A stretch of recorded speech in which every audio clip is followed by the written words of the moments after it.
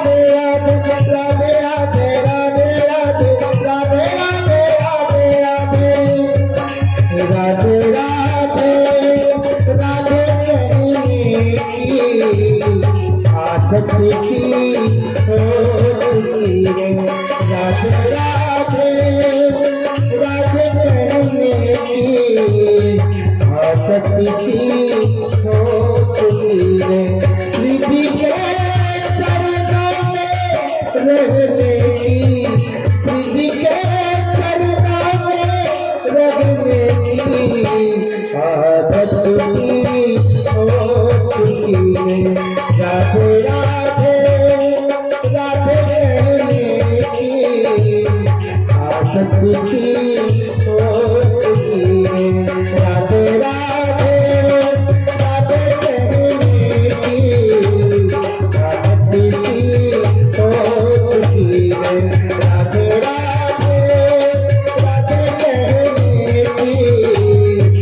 भक्ति सी हो चुकी है। राधारानी सरकार की, भागवत भगवान की, व्यास महाराज की। राधे राधे, जय श्री राधे, राधे राधे, जय श्री राधे, राधे राधे, राधे राधे, राधे राधे, जय श्री राधे।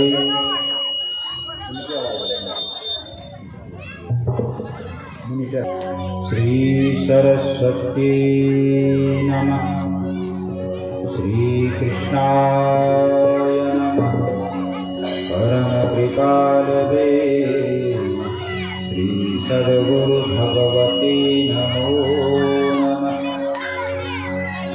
गुरुर्ब्रह्मा गुरुर्विष्णु गुरुदेवो महेश्वर, गुरुः साक्षात् परब्रह्म तस्मै श्री गुरवे नमः। कृष्णाय वासुदेवाय देवकी नंदनाय च नन्दगोपकुमाराय गोविन्दाय नमो नमः। सच्चिदानन्दरूपाय विश्वोत्पत्त्यादिहेतवे तापत्रय विनाशाय श्रीकृष्णाय वयं नमः। वाञ्छाकल्पतरुभ्यश्च कृपा सिन्धुरेव च पतितानां पावनेभ्यो वैष्णवेभ्यो नमो नमः। नारायणं नमस्कृत्य नरं चैव नरोत्तमं देवीं सरस्वतीं व्यासं ततो जयमुदीरये।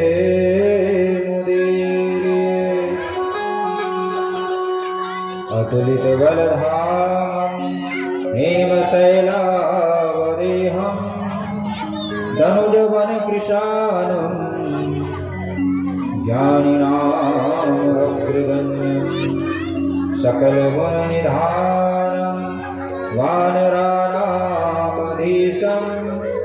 रघुपतिप्रियभक्तं वातजातं नमामि।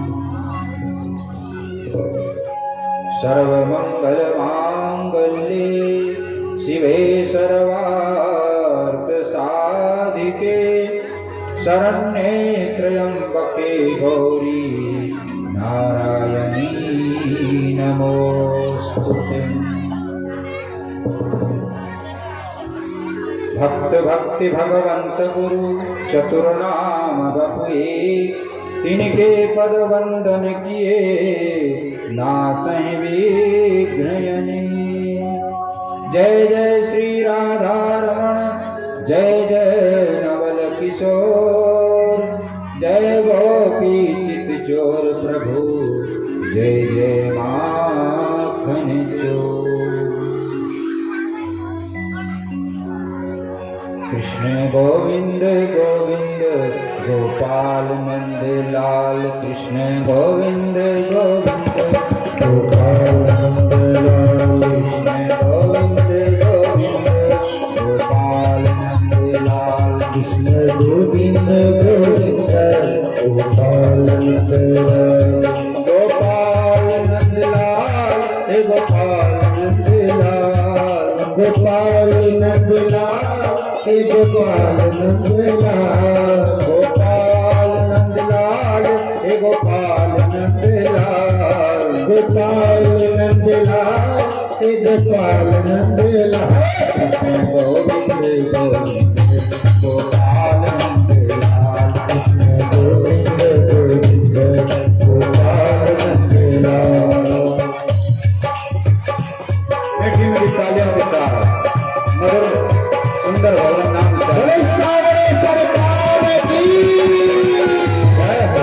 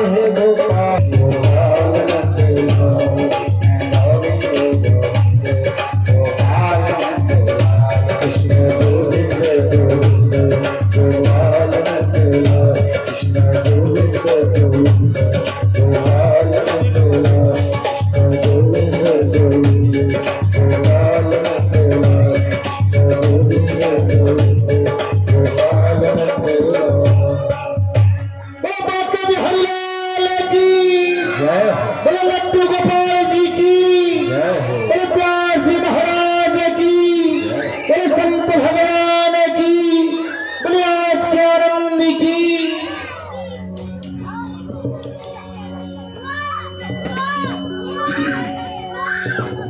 परम मंगलमय, परम करुणामय, अनंत कोटि ब्रह्मांड बनाया गया, परम दयालु, परम कृपालु श्री राधा माधव भगवान के चरणों में कोट देश प्रत्यक्ष एवं अप्रत्यक्ष रूप से विराजित सभी संत महापुरुष, देव देवीगण, ग्राम बस्ती के सभी देव देवीगण, समुपस्थित भगवत स्वरूप भक्तजन एवं भगवती स्वरूपा माताओं, सबको राधे राधे। सब बोलिए राधे राधे, राधे राधे, राधे राधे। आइए हम लोग श्रीमद् भागवत कथा के तृतीय दिवस में प्रवेश करते हैं। आज भक्त और भगवान की कथा आप लोग श्रवण करेंगे। किस तरह से भक्तों ने अपने भक्ति के बल से प्रभु को प्रकट कर उनको विवश कर दिया, आने के लिए वैकुंठ को छोड़ करके इस धरती पर आने के लिए विवश कर दिया है भक्तों ने। आज के चरित्र में आप लोग यही श्रवण करेंगे। भगवान जो है भक्ति के बल और जिसका प्रेम प्रभु के चरणों में हो जाता है तो सारा संसार उसी का होता है, कोई पराया रह ही नहीं जाता। और जो भगवान के भक्त होते हैं उस सब में अपने प्रभु का ही दर्शन करते हैं। जित देखो तित श्याम, सर्वत्र श्याम सुंदर के ही दर्शन। गोस्वामी तुलसीदास जी महाराज कहते हैं, सिया राम मैं सब जग जाने, करहूं प्रणाम जोरि जुग पाने। सभी रूपों में प्रभु का ही निवास, कण कण में प्रभु व्याप्त है। तो जो प्रभु का हो जाता है वो सबका होगा, क्योंकि भगवान का ही सब में निवास। जो हम वाणी बोल रहे हैं, ये आत्मा जो दिख रहा है आपको, जब आत्मा शरीर से निकल जाता है महाराज तो कोई इसका मूल्य नहीं रह जाता। इस शरीर चाहे कितना सुंदर हो, गुणवान हो, रूपवान हो, धनवान हो, विद्वान हो, लेकिन आत्मा के निकलते ही इस शरीर का कोई महत्व नहीं रह जाता। तो आत्मा से ही शरीर का महत्व। तो सभी में प्रभु का निवास है। और जिन जिन ने प्रभु की भक्ति की, भगवान उनके बन गए। प्रभु जाति नहीं देखते, कुल नहीं देखते, विद्वता नहीं देखते, गुण नहीं देखते, वो तो केवल हृदय की भावना को देखते हैं, भक्ति को देखते हैं। शबरी कौन से उच्च कुल की थी, गणिका कौन से उच्च कुल की थी, सदन कसाई कौन से उच्च कुल के, संत रविदास जी महाराज कौन से उच्च कुल के, श्री कबीरदास एक ने हजारों के, निषाद राज, हनुमान जी महाराज, वृक्षराज जामवंत। तो भगवान जाति पाति कुल शील आचार विचार को नहीं देखते, तो हृदय की भावना को। ध्रुव जी, प्रहलाद जी जो 5 वर्ष के बालक थे, लेकिन उन्होंने प्रभु को रिझा दिया।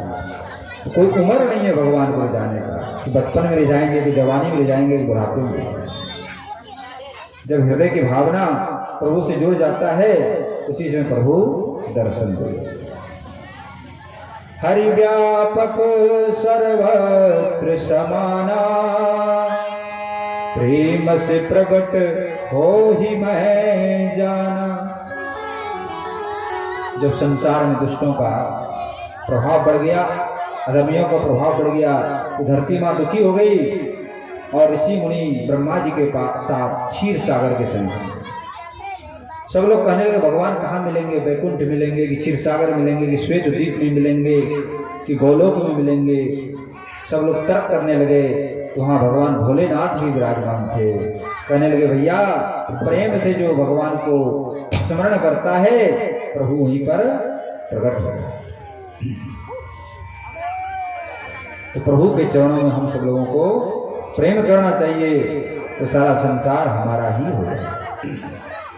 सिया राम तुम्हारे चरणों में यदि प्यार किसी का हो जाए, सिया राम तुम्हारे चरणों में यदि प्यार किसी का हो जाए, सिया राम तुम्हारे चरणों में यदि प्यार किसी का हो जाए, सिया राम तुम्हारे चरणों में यदि प्यार किसी को हो जाए, तो चारों की तो बात ही क्या संसार उसी का हो जाए, तो चारों की तो बात ही क्या संसार उसी का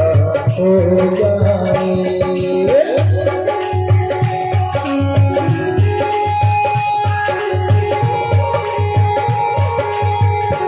जय हो हरि बोल।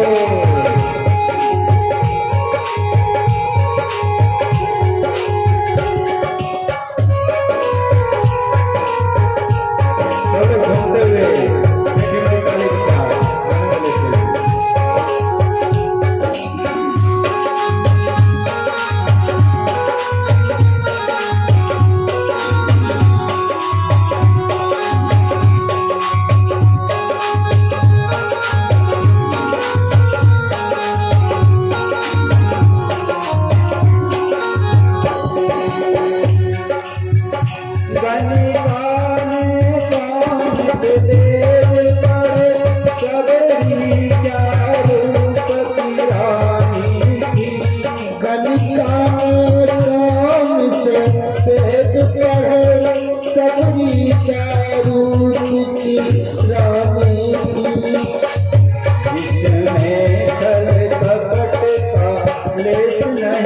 भगवान उसी का हो जाए,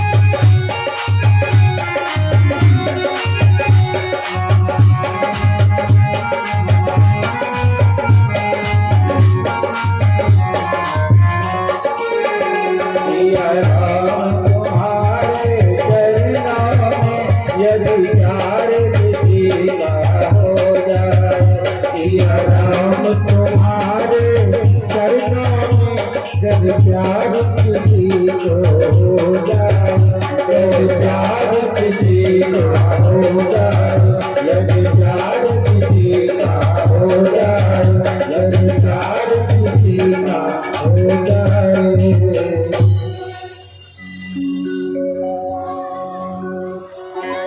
आइए हम लोग सुंदर मधुर कथा में प्रवेश करते हैं।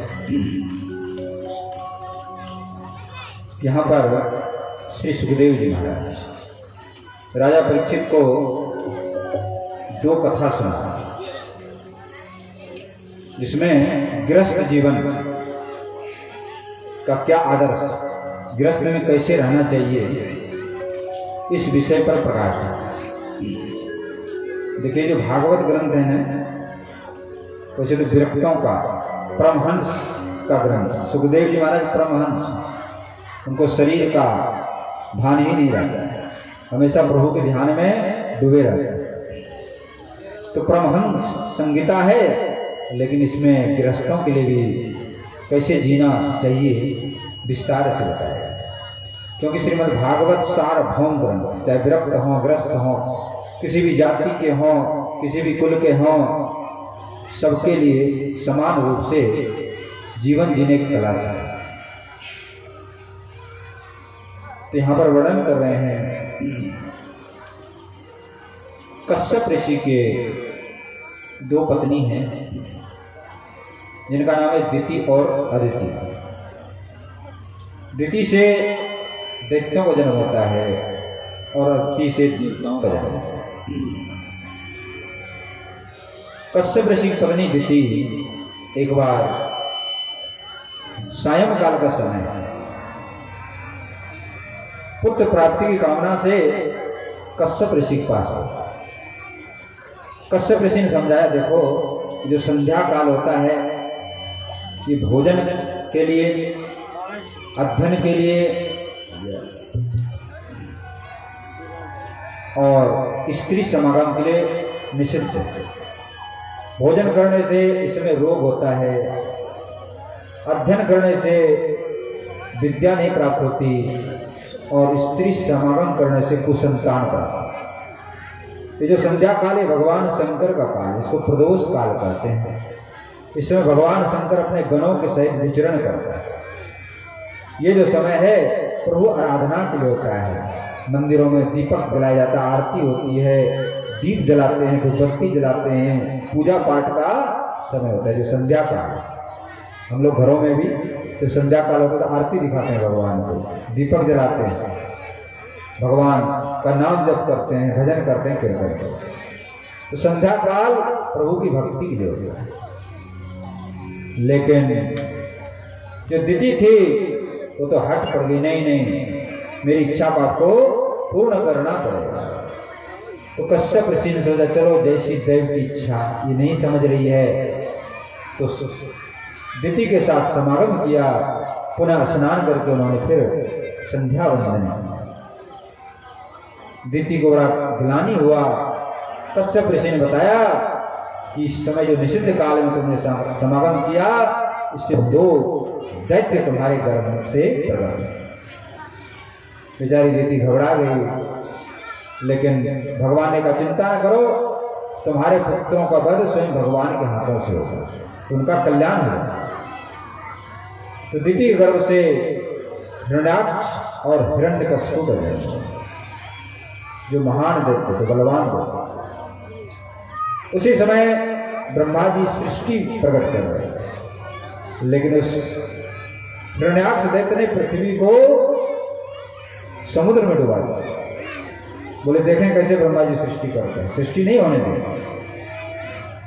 तो ब्रह्मा जी को बड़ी चिंता हुई कि कैसे करें, क्या करें। तो ब्रह्मा जी को छींक सी हुई, तो नाक में से थोड़ा सा पानी निकला, उसमें से एक शुकर बराहा प्रकट हो गया, और देखते देखते छोटा सा बिंदु पूरा विराट रूप धारण कर, भयंकर रूप धारण। ये शुकर बराहा भगवान का ये बराह अवतार प्रथम अवतार है प्रभु का। बोलो बराह भगवान की जय। क्योंकि भागवत जी में भगवान के 24 अवतारों का वर्णन है, आप समय समय पर श्रवण करते रहेंगे। तो भगवान ने बराह अवतार धारण किया और भीतर समुद्र में चले गए और वहां से अपने दाढ़ों पर पृथ्वी को लेकर के ऊपर आ गए। हिरण्याक्ष को पता चल गया तो गदा लेकर के नीचे को दौड़ा। भगवान नारायण ही बराह का रूप धारण किए। भगवान नारायण और हिरण्याक्ष में भयंकर युद्ध छिड़ गया, लेकिन भगवान के सामने कब तक टिक सकता था। प्रभु ने उनका वध कर दिया।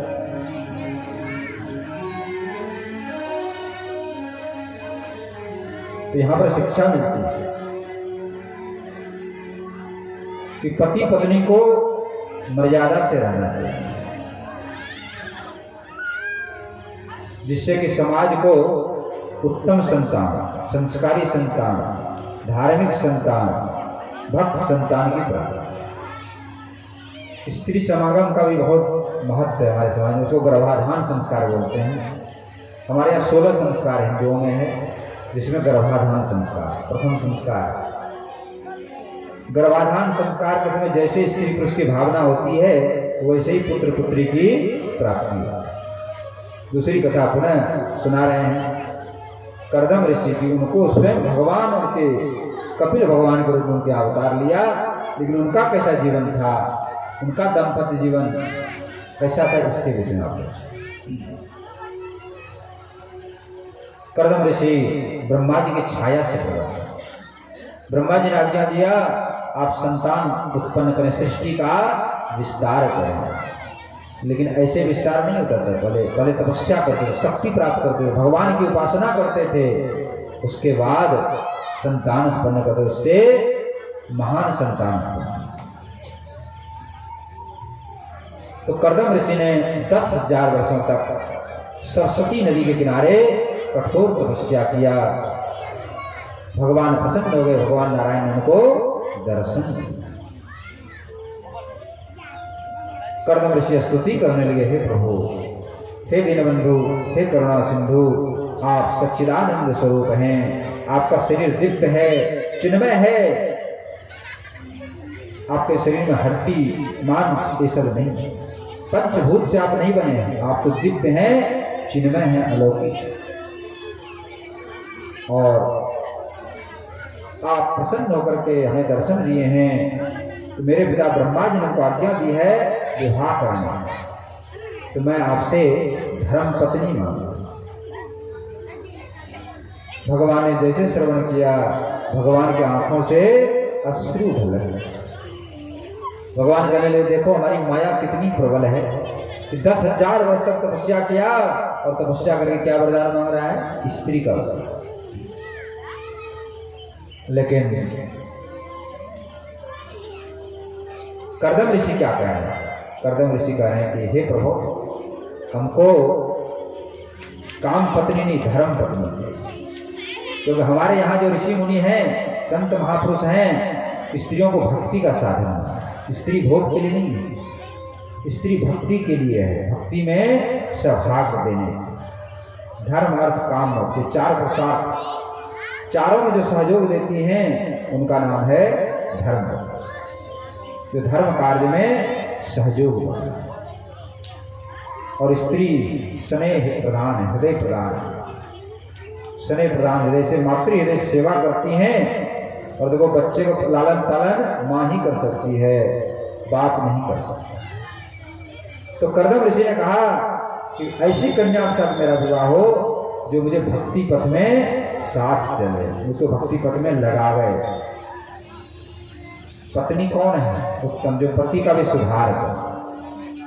पत्नी को सामर्थ्य अपने पति का सुधार कर सकते, क्योंकि स्त्री शक्ति स्वरूपा है, दुर्गा स्वरूपा है, पार्वती स्वरूपा है, लक्ष्मी स्वरूपा है, सरस्वती स्वरूपा। अपने स्वरूप को भूल गया है। नारी निर्बल नहीं है, नारी परम शक्तिशाली। और जिस देश में, जिस समाज में नारी का अपमान होता है वहां पर सर्वनाश होता है। रावण ने सीता का अपमान किया, क्या हुआ? लंका का नाश। दुर्योधन ने द्रौपदी का अपमान किया, क्या हुआ? महाभारत। तो जिस समाज में, जिस देश में नारियों का अपमान होता है वहां पर विनाश होता है। इसलिए हमारे यहाँ वेद उपनिषद में कहा गया है, यत्र नारी पूजयन्ते तत्र देवा रमन्ते। जिस देश में, जिस समाज में नारियों का सम्मान होता है, पूजा होता है, वहां पर देवता भी रमण करते हैं। इसलिए हमारे यहाँ कन्या पूजन का विधान है। नवदुर्गा में कन्याओं का पूजन होता है, उनको भोजन कराया जाता है, साक्षात देवी का स्वरूप समझो। तो भगवान कहने लगे कि हे प्रजापति, हे कर्दम ऋषि, मेरी आराधना निष्फल नहीं। किसी भाव से जीव हमारी भक्ति करता है तो मैं उसको पूर्ण करता हूं। भगवान करोड़ों कामधेनु के समान है, कल्पवृक्ष के समान। कामधेनु और कल्पवृक्ष क्या है? स्वर्ग में एक वृक्ष है जिसको कल्पवृक्ष बोलते हैं, और एक गाय है जिसको कामधेनु बोलते हैं। उसका गुण है, उसके सामने आप जो भी कामना करो वो पूर्ण हो। लेकिन स्वर्ग की कामना, धरती की भोग मिलेगा, प्रभु नहीं मिलेगा, भगवान नहीं मिलेंगे, उनको सामर्थ्य नहीं। लेकिन भगवान तो करोड़ों कामधेनु कल्पवृक्ष के समान, उनके सामने जीव जिस भावना से, कामना से जाता है, प्रार्थना करता है, उनकी कामना अवश्य ही पूर्ण, इसमें कोई शंका नहीं। स्वयं भगवान ही कह रहे हैं, कर्दम ऋषि, जो जिस भाव से मेरी आराधना करता है, मेरी आराधना कभी निष्फल नहीं होता है और मैं उसका फल अवश्य ही देता हूं। इसलिए परमात्मा का आराधना अवश्य करना चाहिए। देखिए, कोई भी काम करिए तो सबसे पहले प्रभु का स्मरण करिए, तो कार्य बिल्कुल सफल होगा, सफल होगा, सफल। हमारे हिंदू विश्वविद्यालय जो काशी में है, उनके संस्थापक थे महामना मदन मोहन मालवीय। तो मदन मोहन मालवीय ने अपना अनुभव बताया कि घर से जब भी निकलते 3 बार नारायण नारायण नारायण शब्द का उच्चारण करते, तो उनका सब काम सफल होता। उसी शिक्षा भाई श्री हनुमान प्रसाद पोद्दार जी ने ग्रहण किया। वो भी जब निकलते कहीं से भी किसी काम से घर से, तो 3 बार नारायण नारायण नारायण शब्द का उच्चारण। तो हम भी कभी निकलते हैं कहीं से तो नारायण नारायण नारायण अपने आप से बोला जाता है। ये सिद्ध मंत्र है। कहीं भी किसी काम से निकलो घर से तो 3 बार नारायण नारायण नारायण बोलो, काम जरूर सिद्ध होगा सब। भगवान कहने लगे, आपकी इच्छा पूर्ण होगी। आज से तीसरे दिन मनु और शत्रुपा जो बेटी है देवहूति, मनु शत्रुपा आपके पास लेकर के आएंगे और उस राजकन्या को आप ग्रहण करना और 9 कन्या को। कर्दम ऋषि कहने लगे, प्रभु ऐसे काम नहीं चलेगा, एक वरदान और देना पड़ेगा। बोले बोलो। बोले, मैं गृहस्थ जीवन में तो जाऊंगा, लेकिन आपको स्वयं मेरे पुत्र रूप में बन करके आना पड़ेगा। भगवान ने कहा, एक विषय, मैं आपका पुत्र बन करके अवश्य। मनु महाराज चक्रवर्ती सम्राट, जहां से सूर्य उदय होता है जहां तक अस्त होता है वहां के राजा हैं। सबसे पहले राजा हैं मनु महाराज, और उनकी महारानी शत्रुपा, बड़े धर्मात्मा, प्रजावत्सल है। देवहूति बड़ी हो गई है, चिंता हो रही है कि इसका विवाह कर दो। माता पिता, जब कन्या बड़ी हो जाती है तो माता पिता को चिंता हो जाती है, इसका सुंदर वर खोज कर इनका विवाह कर दो। उसी समय नारद जी वहां पर आए हैं। नारद जी कहने लगे, हे मनु महाराज, आप चिंतित क्यों हो, उदास क्यों दिखाई दे रहे हैं? मनु महाराज ने कहा, महाराज गृहस्थ जीवन है, इसमें 50 झंझट, कोई न कोई चिंता लगी रहे। कभी संतान की चिंता, कभी धन की चिंता, धन मिल जाए उसको संभालने की चिंता, और पुत्र की चिंता, कन्या की चिंता।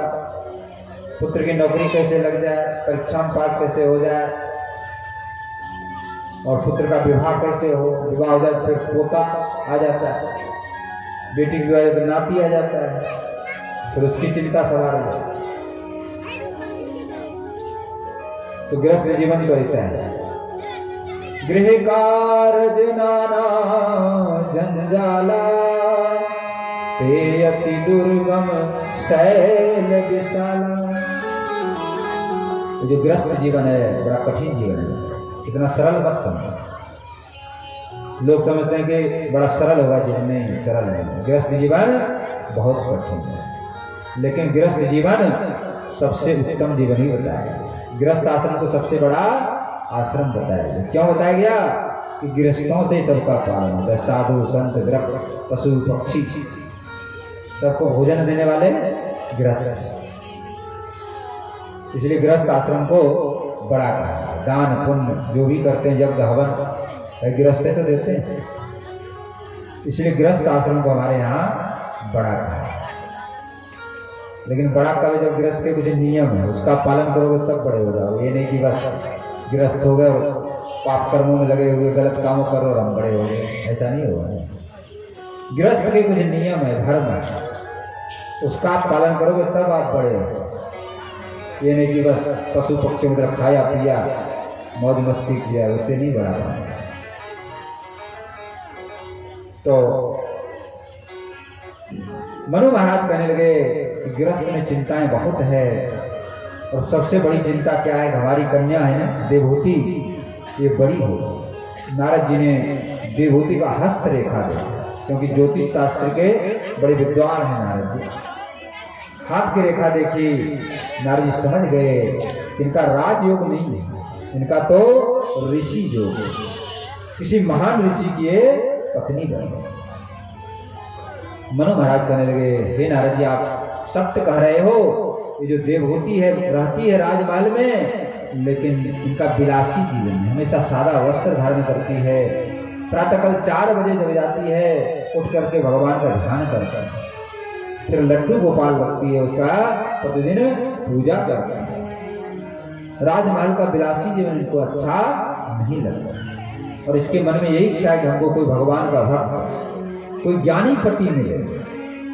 यदि ऐसा मिलेगा तो मैं विवाह करूंगी, नहीं तो विवाह नहीं करूंगी। नारद जी ने कहा कि कर्दम ऋषि बड़े ज्ञानी हैं, भगवान के परम भक्त हैं, आप उनके साथ उनका विवाह कर दो। नारद जी कहने से मनुष्य द्रौपदी अपनी पुत्री देवहूति को लेकर के कर्दम ऋषि के आश्रम में पहुंचे। आश्रम बड़ा पवित्र है महाराज, शांत वातावरण है। आश्रम में गाय का गोबर से लिपा हुआ है। वहां पर सांप और नेवला दोनों दुश्मन एक ही जगह रहते हैं। हिरण और सिंह एक जगह बैठते हैं, बैर भाव नहीं। ये है गृहस्थ। भगवान शंकर भी गृहस्थ है महाराज, उनका भी देखिए कैसा जीवन है। माता पार्वती कितना प्रेम करते हैं भगवान शंकर से, तो भगवान शंकर ने अपना आधा शरीर इनको दे दिया, अर्धनारीश्वर बन गए। और उनके घर में 2 हैं, कार्तिकेय जी और गणेश, लेकिन जीवन सबका विपरीत। शंकर भगवान तो मुंडमाला धारण किए हुए मस्त रहते हैं भगवान के ध्यान में, कोई चिंता नहीं, कोई फिक्र नहीं। और माता अन्नपूर्णा सारे जगत का पालन करते हैं, किसी को भूखा नहीं रहने देती, सारे संसार का भरण पोषण करने में चिंतित रहते हैं, क्योंकि जगत जननी है, सारे संसार की चिंता है, सबका पालन पोषण करते हैं। और भगवान शंकर के सवारी हैं नंदीश्वर, नंदी भगवान, बैल भगवान, और माता पार्वती की सवारी है सिंह। लेकिन दोनों एक दूसरे, सिंह बैल को खा जाते हैं, लेकिन नंदी और सिंह दोनों एक ही जगह बैठते हैं।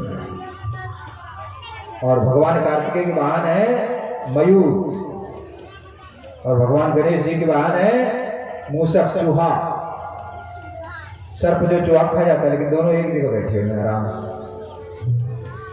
और सांप का आहार, सांप भी खा जाते हैं मयूर, मोर जो है, लेकिन वहां शंकर भगवान गले में लपेटे हुए रहते हैं, कोई बैर भाव नहीं। ऐसा परिवार है, परिवार में आपस में प्रेम हो, स्नेह हो, सब मिलजुल करके रहें। तो वो परिवार कैलाश बन जाता है, वैकुंठ बन जाता है।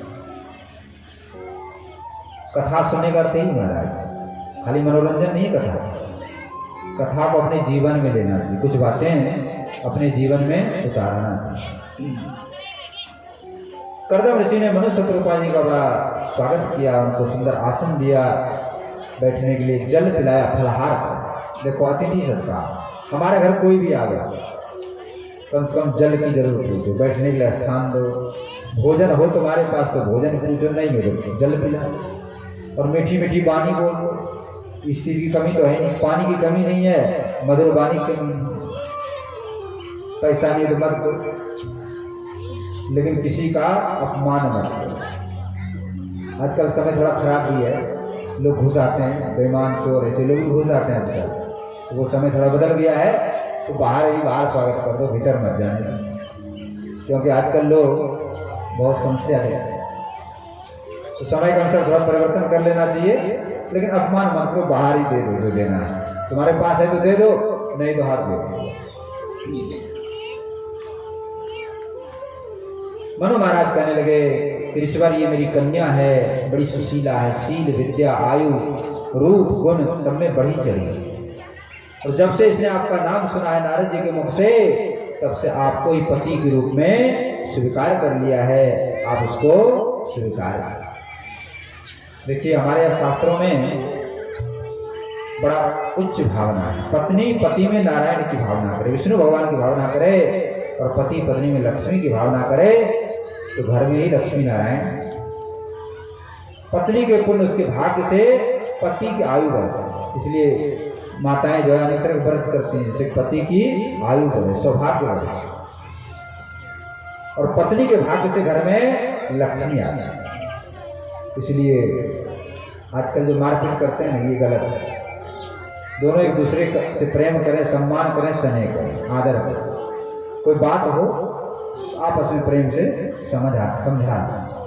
मान लिया पतिदेव गुस्सा में आ रहे हैं, बेचारे 50 टेंशन रहते हैं, बाहर से काम करके आ रहे हैं, तो गुस्सा कहाँ उतारेंगे, घर में तो उतारेंगे, पत्नी पे उतारते हैं, तो उसमें थोड़ा शांति से सह लो, तो पीछे से प्रेम से समझाओ, समझ जाएंगे।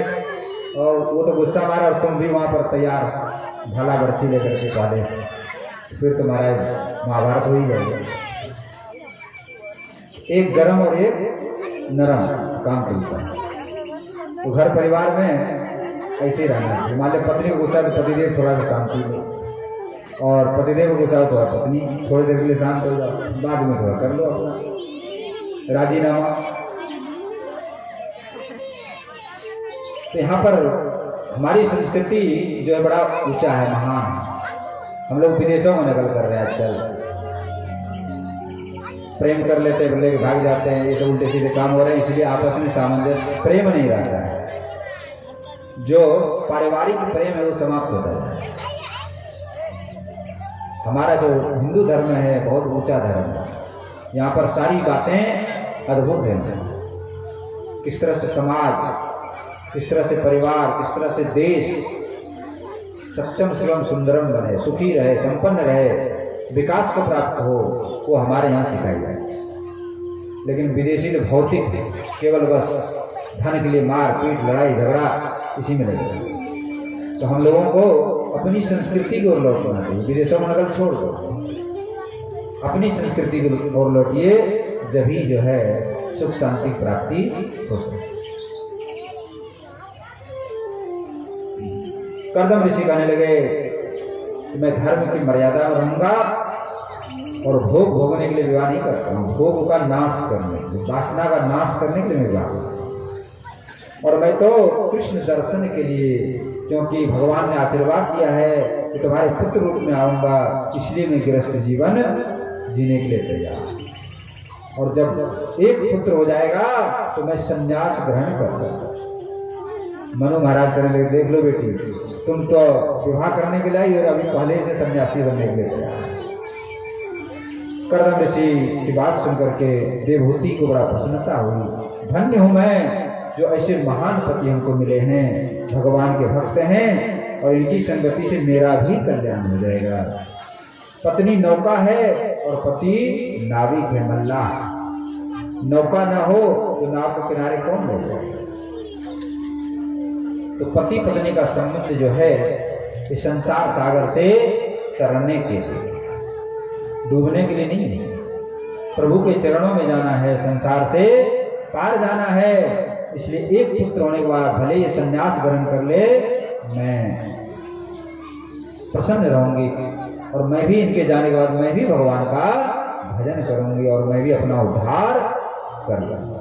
इस तरह से वर कन्या दोनों की सहमति हुई है, विधि पूर्वक विवाह हुआ है। मनु महाराज ने कन्या दान किया। देखो सबसे बड़ा दान है कन्या दान। अन्न का दान, वस्त्र का दान, धन का दान, सब दान करो, लेकिन कन्या दान को हमारे शास्त्रों में सबसे बड़ा बताया है। जो कन्या दान करता है वो 1000 अश्वमेध यज्ञ का फल उसको प्राप्त होता है। इस तरह से सुंदर विवाह संपन्न हुआ है। देवहूति महारानी ने विचार किया कि मैं अब राजकन्या नहीं, मैं तो ऋषि कन्या हूं, तो राजसी वेशभूषा को उतार दिया और मुनियों जैसा बलकल वस्त्र धारण कर लिया है। कर्दम मुनि ने विचार किया, देखो पर इसकी परीक्षा कि हमारे साथ ये ऋषियों जैसा जीवन बिता सकती है कि नहीं। तो विवाह के बाद तपस्या कर दिया शुरू में, 12 वर्ष तक तपस्या किया और फल मूल खा करके रहते हैं दोनों। 12 वर्ष के बाद उनका शरीर दुबला हो गया है। देवहूति जी का 12 साल के बाद कर्दम जी कहने लगे कि आप धन्य हो, आपने दुख सा करके कष्ट सा करके शरीर की बिना परवाह किए मेरी सेवा की, इसलिए मैं आपसे प्रसन्न हूं, जो चाहो वरदान। देवहूति हाथ जोड़ के कहने लगी, आप जैसी ज्ञानी भगवान के भक्त पति मुझे मिले, मैं बड़े भाग्यशाली, मुझे सब कुछ मिल गया। मैं रोज तुलसी की पूजा करती हूँ, लड्डू गोपाल की पूजा करती हूँ, प्रदक्षिणा करती हूँ और यही मांगती हूँ मेरे पति की आयु बढ़े, मेरे पति देव आनंद में रहे और मेरी यही इच्छा है कि आपकी सेवा करते करते मेरा शरीर छूट जाए आपके समक्ष। कर्दम ऋषि कहने लगा, आप महान पतिव्रता हैं, आपका स्वभाव अखंड रहेगा, आज आपको वरदान मांगो। तो देवहूति महारानी कहने लगे, बस एक बालक की प्राप्ति हो जाए, यही आपसे वरदान। देखिए आजकल हम लोग अपनी कन्या और लड़कियों का विवाह करते हैं, उसमें धन तो देखते हैं कि लड़का धनवान है, लेकिन ये नहीं देखते कि खाने पीने वाला है, दारू पीने वाला है, ये कैसा आचार विचार को नहीं देखते, स्वभाव को नहीं देखते, तो बेचारे फिर लड़की जीवन भर दुख पाता है। इसलिए कहीं भी विवाह करो तो पहले उसका घर धनवान से नहीं हो जाता, मुख्य होता है स्वभाव। यदि स्वभाव अच्छा है, संस्कारी हो तो धन कमा लेगा। यदि दारूबाज है, पीने खाने वाला है, तुम्हारा सब खत्म, आपकी लड़की जीवन भर परेशान रहेगा। तो हमारे पास कोई आता, हम तो यही सलाह देते भैया, पहले देख ताक करके अपनी कन्या का विवाह करो तो कन्या तुम्हारी सुखी है। अब कर्दम ऋषि ने अपने तपस्या के बल से सुंदर नवयुवक शरीर बना लिया है और महारानी देवहूति इसका एक सरोवर इसमें स्नान कर दिया। स्नान करते ही सुंदर इनका भी युवती शरीर हो गया। कमल से सुगंध शरीर में से निकलने लगा है। 1000 दासियां हैं जिन्होंने उनका श्रृंगार किया है। एक सुंदर विमान प्रकट हुआ, 100 वर्षों तक विहार किया है, जिससे 9 कन्याओं का जन्म हुआ है। 9 कन्याओं के बाद कर्दम ऋषि अभी पुत्र नहीं है। कर्दम ऋषि ने विचार किया कि अब तपस्या करना, क्योंकि भगवान बिना विलासी जीवन में भगवान नहीं आते। तो पुनः दोनों पति पत्नी मिलकर के भगवान की भक्ति करने लगे। भगवान नारायण प्रकट हो गए, वरदान दिया, जाओ मैं तुम्हारे पुत्र रूप में प्रकट। और महाराज कपिल भगवान प्रकट हुए। बोलो कपिल भगवान की जय। कपिल भगवान भी भगवान के 24 अवतार में से एक। कपिल महामुनि के दर्शन करने के लिए ब्रह्मा जी आए हैं। ब्रह्मा जी कहने लगे कि कर्दम धन्य हो आप, आपका गृहस्थ जीवन सफल हो गया, क्योंकि साक्षात भगवान नारायण आपके यहाँ पुत्र के रूप में आता है। और आप भगवान के पिता हो, परमात्मा के पिता बन गए और यह बालक अपनी माँ का भी उद्धार करेगा। अब यदि आप चाहो तो संन्यास ले सकते हैं। कर्दम ऋषि कहने लगे संन्यास तो ले लो, लेकिन 9 कन्या है, इसका विवाह हो गया। तो ब्रह्मा जी के 9 मानस पुत्र थे जो मन से पैदा हुए थे, उनके साथ 9 कन्या का विवाह करते हैं, जिसमें पूजा पाठ विधि विधान, उसका नाम है सत्संग। आजकल सात्विक विधि विवाह नहीं होता है, मुहूर्त का समय निकल जाता है, केवल नाचने गाने में, डेकोरेशन में, खाने पीने में समय लोग निकाल देते हैं। और पंडित जी महाराज आते हैं, बोले जल्दी करो महाराज, जल्दी करो महाराज, समय नहीं है। तो पंडित जी भी क्या करे बेटा, 10 मिनट में करा के छुट्टी कर देते हैं।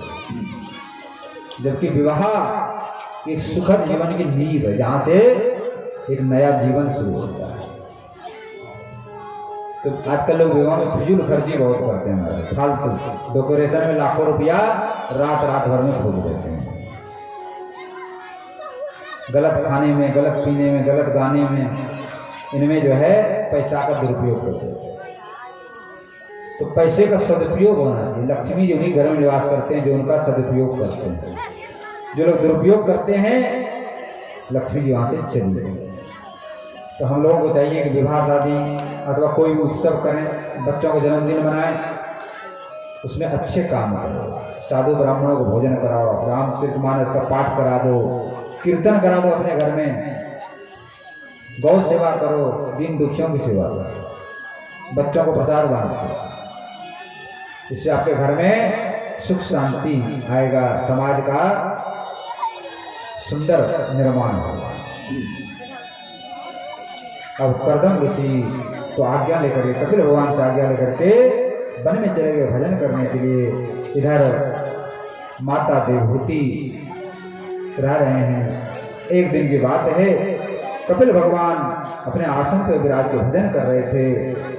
इसी से माता देवहूति आकर के प्रणाम करना।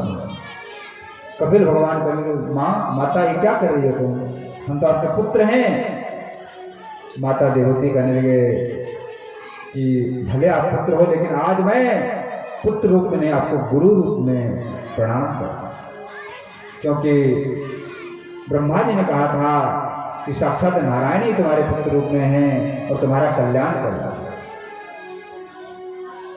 तो आप हमको ज्ञान का उपदेश दीजिए, क्योंकि मैं मोह माया के चक्कर में फंसी हुई हूँ। पहले राजकन्या थी, वहां भी सुख वैभव में पली और पति घर में भी सुख की कमी नहीं रही। तो माया में मन फंसा हुआ है, इस माया से मैं कैसे निकलूंगी, ये उपाय बताओ। कपिल भगवान उपदेश करने लगे हैं। 8 अध्याय में उपदेश है महाराज। ज्ञान, भक्ति, वैराग्य, मनुष्य जीवन का लक्ष्य क्या है, मनुष्य शरीर प्राप्त करके क्या करना चाहिए, विस्तार से वर्णन किया है। कपिल भगवान कहने लगे कि मनुष्य का झुकाव, भक्ति से मनुष्य का जीवन सफल होता है। और भक्ति कब होता है, जब मनुष्य सत्संग में बैठता है, संतों के साथ में जाता है। सत्संग करने से बिगड़ा हुआ मन सुधर जाता है। लेकिन संत मिले कैसे, संत बनने से संत मिले। संत की परीक्षा कोई कर नहीं सकता है। तो आप जब संत मिले बनेंगे तो संत आपसे स्वयं ही मिलेंगे। और आजकल नकली माल ज्यादा बढ़ गया, असली जो वस्तु उसको लोग कम पता है। डालडा और रिफाइंड का चलन ज्यादा हो गया, असली घी पचता ही नहीं। तो जो असली संत होते हैं, जो सही बात बताते हैं, उसको लोग कदर नहीं करते हैं। और जहाँ डेकोरेशन है, जहाँ ढोंग है, जहाँ पाखंड है, दम्भ है, वहाँ पर बड़ी भीड़ जुटती है। और संत की परीक्षा किसी जाति से नहीं हो पाती। सभी जाति में संत होते हैं। संत की परीक्षा कपड़ों से नहीं होती, संत की परीक्षा व्याख्यान देने से नहीं होता है, संत की परीक्षा विद्वता से। संत की परीक्षा होती है उनके आंख और मन से। जिसका आंख स्थिर हो, मन शांत हो, जो सहनशील हो, सुख दुख, मान अपमान, हानि लाभ, सब परिस्थितियों में जिनका मन शांत रहता है, वही संत। तितिक्षवः कारुणिका श्रीहद सर्वदेहिना अजात शत्रवः शांता साधवः साधुभूषणा। जो सहनशील हों, जो करुणाशील हों, सबके सुहृद हों, सबसे प्रेम करने वाले हों, जिसका कोई शत्रु न हो संसार में, शांत रहते हैं, ऐसे साधु ही संत हैं। तो संत अपने मन से भगवान को दूर नहीं करते। जो अपने मन को, वाणी को, शरीर को भगवान की भक्ति में लगाए रखते हैं, उनका नाम है संत। जिनके हृदय में कृष्ण भगवान रमण करते हैं, जिनका हृदय ही वृंदावन बन जाता है, तो संत उसको कहते हैं जो संसार के सुखों को त्याग करता है। तो संतों का संग करना चाहिए। संतों के संग करने से भक्ति महारानी प्रवेश होता है। जब सत्संग करेंगे तो कृष्ण कथा, राम कथा, भक्त कथा आपको सुनने को मिलेगा। और बार बार कथा सुनने से श्रद्धा उत्पन्न होती है, और श्रद्धा से कोई भगवान की सेवा पूजा करे तो भगवान प्रसन्न हो जाते हैं। इसके बाद कपिल भगवान कहने लगे कि मनुष्य जीवन व्यर्थ ही बिता देता है, जन्म लेता है, जन्म जिसमें बड़ा कष्ट होता है, उल्टा लटका रहता है गर्भ में, सिर नीचे पैर ऊपर रहता है, और मल मूत्र में पड़ा रहता है, कीड़े मकोड़े काटते रहते हैं। तो जीव भगवान से प्रार्थना करता है, हे प्रभु इस माया नगरी से निकाल दो, इस दुख नरक से निकाल दो, तो मैं आपकी भक्ति करता हूं। लेकिन जैसे बाहर आता है, माया के हवाले लगते इस सब ज्ञान को भूल जाता है। और बचपन में बड़ा कष्ट पाता है, बच्चा पड़ा रहता है, मच्छर काटता है, बेचारा बोल नहीं सकता है, तो रोता है, भूख लगता है तो रोता है, धीरे धीरे बड़ा हो जाता है, पढ़ता है, लिखता है, विवाह हो जाता है, नौकरी लग जाता है। दिन गमाई खाय के, रात गमाई सो, हीरा जन्म अनमोल था, कौड़ी बदले जा। दिन तो कमाने खाने में बीत जाता है, रात्रि सोने में निकल जाता है। इस तरह से पूरा जीवन यहीं चला जाता है, और बुढ़ापा में आँख, कान, शरीर सभी अंग काम करना बंद हो जाता है। बेचारा बूढ़ा एक कोने में पड़ा रहता है, बेटा बहू कहती जल्दी बूढ़ा चला जाता है, और जब मरने लगता है तो जमदूत आते हैं, काले काले भयंकर, और पकड़ करके जीवात्मा को ले जाते हैं, और जमपुरी वहां पर चित्रगुप्त बैठा रहता है। आपके एक एक सेकंड का पुण्य का, पाप का बखान करता है। और उस समय जब जाने लगता है यहाँ से आत्मा, तो शरीर क्या कहता है, एक सुंदर भजन के माध्यम से आप देखेंगे। पहले बचपन में गाया करते हैं,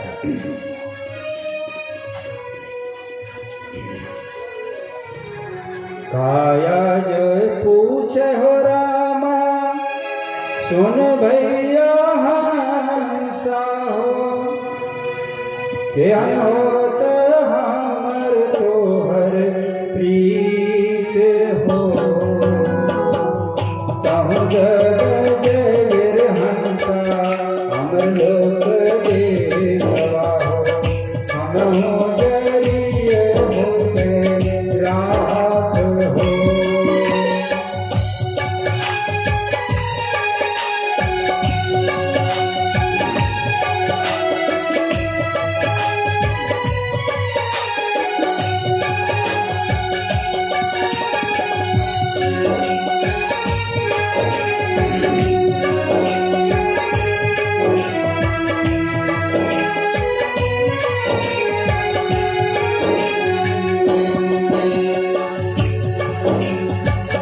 हरे हर बासवा पे दुनिया बनावे, वहीं पे काया तो सुलावे, वहीं पे काया तो सुलावे। हरे हरे बासवा पे दुनिया बनावे, वहीं पे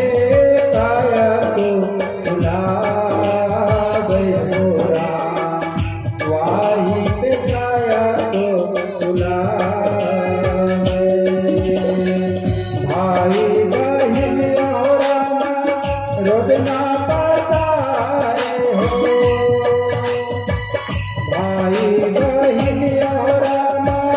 रोदना पाता हो वाही के कदम छोड़ा काया दे तू चढ़ाना सुन भैया हंसा हो के हर हमर तोहर प्रीत हो कहूँ जब हंसा हमर